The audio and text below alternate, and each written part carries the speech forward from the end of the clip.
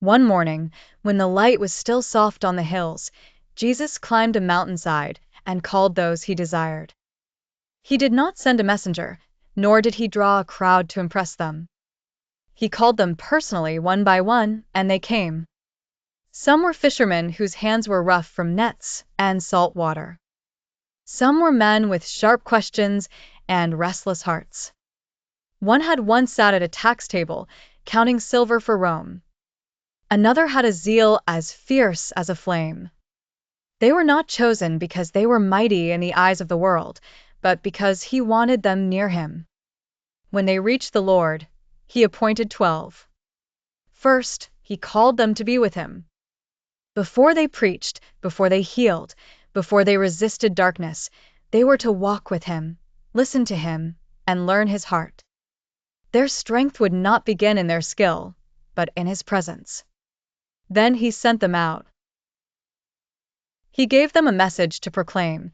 The kingdom of God was at hand. He gave them authority to drive out demons, so that the power of evil would not stand against the good news. Simon he named Peter, as if to remind him that a fragile man could become a rock in God's hands. James and John, fiery as thunder, would learn that holy zeal must be shaped by love. All of them, with all their differences, were woven into one holy purpose.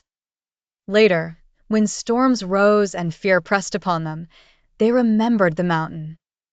They remembered that the Lord had chosen them not merely for tasks, but for fellowship. And when they failed, he did not cast them away. He taught them again. Even Judas, who would later betray him, had once stood among the chosen, proving that proximity to holy things does not save apart from a faithful heart. In time, these 12 carried the gospel into the world.